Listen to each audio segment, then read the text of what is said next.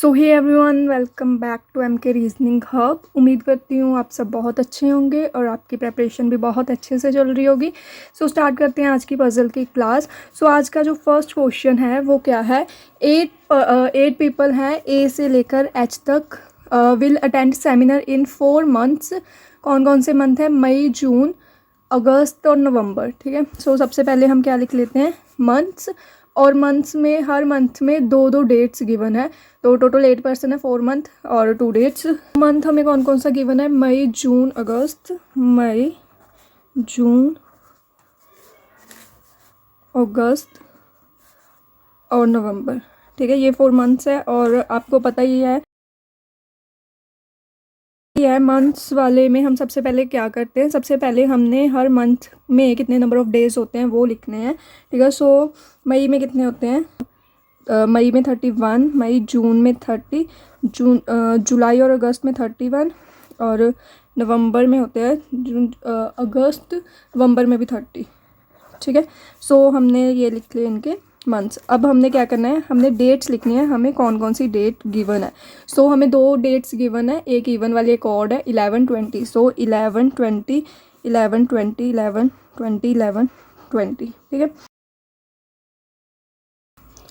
So start करते हैं इसकी कंडीशन से। सो हमें क्या बोला गया है? 1 person will attend the seminar only once. So यहाँ हमें बोला है no one will attend seminar after C. After C, ये तो आपको पता ही है ना कि बिफोर और आफ्टर क्या होता है। ठीक है। उन्होंने बोला है कि सी के बाद, बिफोर होता है पहले, मतलब अगर बिफोर बोलते हैं तो सी से पहले, आफ्टर मतलब सी से बाद। उन्होंने बोला सी के बाद कोई भी पर्सन सेमिनार अटेंड नहीं करा। इसका मतलब तो यही है कि सी सबसे लास्ट में होगा, तभी सी के बाद कोई नहीं आएगा। ठीक है। आगे बोला है D attends the seminar on the month which has 30 days. D उस मंथ में सेमिनार अटेंड कर रहा है जिस मंथ में 30 डेज होते हैं। 30 डेज आप देखो कौन कौन से मंथ में होते हैं। जून में, ठीक है, या फिर नवंबर में। इट मीन्स या तो डी जून में आएगा या नवंबर में आएगा। हम ये लिख लेते हैं कि डी जो है ना वो 30 वाले मंथ में है कहीं। ठीक है, हमें नहीं पता कहाँ है। और अगर जून में भी रखते तब भी 2 पॉसिबिलिटी, यानी मे बी 11, मे बी 20, इसमें भी। ठीक है। तो इसको अभी फ़िलहाल हम लिख लेते हैं। E and G attend the seminar after D on 20th of different month. Okay.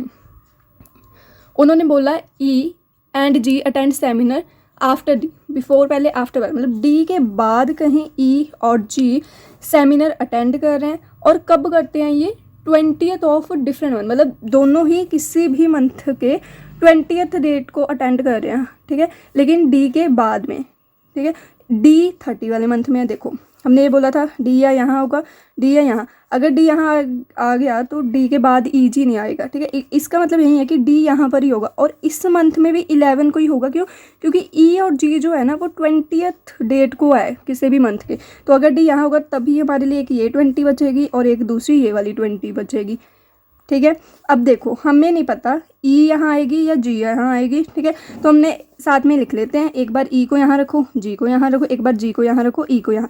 देखो ध्यान से, उन्होंने ये बोला है कि ई जी जो है ना वो आफ्टर डी है। ठीक है, और डी जो है वो किसी मंथ के, मतलब वो जो है वो 30 डेज वाले मंथ में है।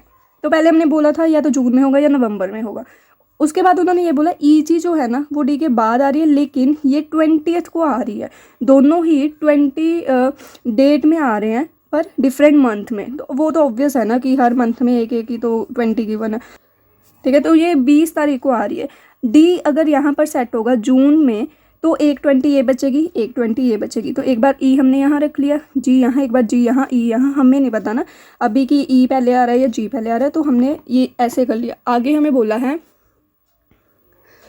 A and B will attend the seminar before D. D से पहले, डी से पहले कौन आ रही है? ए और बी। वही चीज़ होगी, या तो ए यहाँ आएगी, बी यहाँ, या बी यहाँ, ए यहाँ। ठीक है, मतलब ये है कि डी से पहले ए और बी आ रही हैं। ठीक है, उसके बाद बोले B will attend the seminar after A. वहीं बोल दिया आफ्टर ए, बी ए से बाद आ रही है, मतलब ए यहाँ होगा, बी यहाँ होगा, ए यहाँ होगा, तो बी यहाँ आएगा इन सेम मंथ। ठीक है, सेम मंथ वैसे अगर ना भी बोलते तब भी हमें पता था क्योंकि डी से पहले या ये।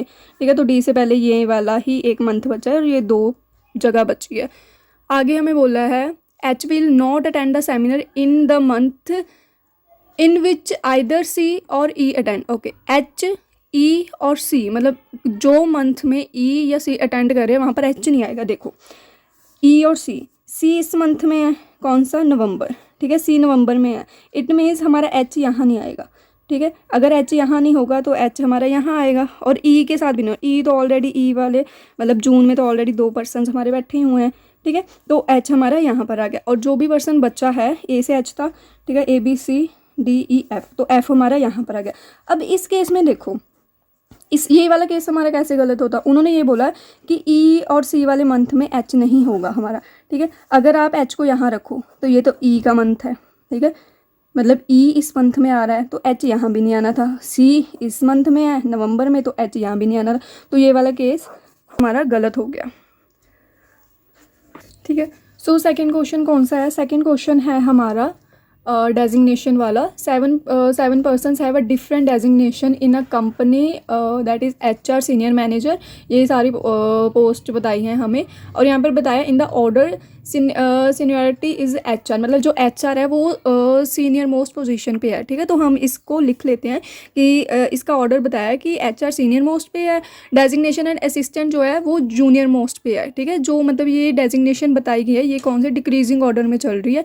सो सबसे पहले हम क्या लिखेंगे, हम इसका ऑर्डर लिख लेते हैं HR, उसके बाद बोला है सीनियर, ठीक है। ये पूरा पूरा नहीं लिखना, बस अपनी समझ के लिए जितना आपको लिखने की ज़रूरत है उतना ही लिखो। फिर क्या है, मैनेजर, फिर है एसोसिएट मैनेजर, ठीक है, उसके बाद है सीनियर मैनेजर, फिर उसके बाद है मैनेजर सीनियर एग्जीक्यूटिव है, बस, ठीक है, कुछ और है नहीं। सीनियर एक मैनेजर है, एक सीनियर एग्जीक्यूटिव है ये, और फिर है एग्जीक्यूटिव एंड असिस्टेंट, ठीक है, एग्जीक्यूटिव और असिस्टेंट। 1 2 3 4 5 6 7। देखो इसमें क्या, जब भी आपको डेजिग्नेशन वाला पजल मिले तो आपने सबसे पहले क्या करना है, उसका ऑर्डर देखना है कि जो हमें डेजिग्नेशन गिवन है वो इंक्रीजिंग ऑर्डर में है या डिक्रीजिंग, वो आपको बता देंगे। जैसे यहाँ भी बताया कि HR सीनियर मोस्ट पे है और जो जूनियर मोस्ट पोजीशन पे है वो कौन सा है, असिस्टेंट, ठीक है। अगर ये नहीं बोलेंगे तो वो ये बोल देंगे कि इसका ऑर्डर इंक्रीजिंग है या फिर डिक्रीजिंग। मोस्टली ऐसा ही होता है, जो सबसे पहले मतलब गिवन होती है डेजिग्नेशन जिसकी, वहीं सीनियर होता है, ठीक है। बट फिर भी एक बार रीड करना है हमने।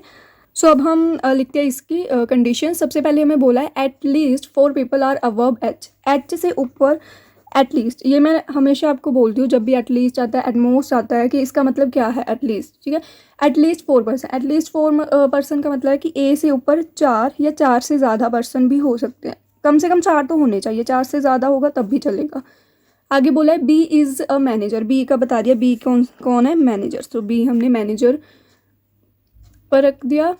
उसके बाद बोला है सी इज़ जस्ट सीनियर टू ई। देखो सीनियर कौन होता है, जिसकी सबसे टॉप पोजीशन पर होगा, मतलब जो भी डेजिग्नेशन गिवन है उसमें सबसे टॉप पोजीशन पे जो होगा वो सीनियर मोस्ट पर्सन होगा, और जूनियर जो सबसे नीचे वाली डेजिग्नेशन पे होगा। यहाँ पर बोला है सी इज़ जस्ट सीनियर टू ई, जहाँ पर भी ई है, जो भी ई की डेजिग्नेशन है उसका जस्ट सीनियर हमारा सी होगा।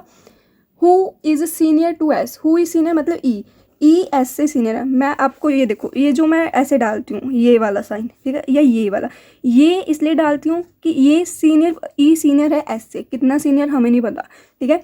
जस्ट के लिए जस्ट उसके ऊपर होगा, जस्ट उसके नीचे होगा तो हम ऐसा एरो डाल देते हैं कि हमें पता रहे कि ये जस्ट है, ठीक है, ये सीनियर है, ये जस्ट सीनियर है, राइट।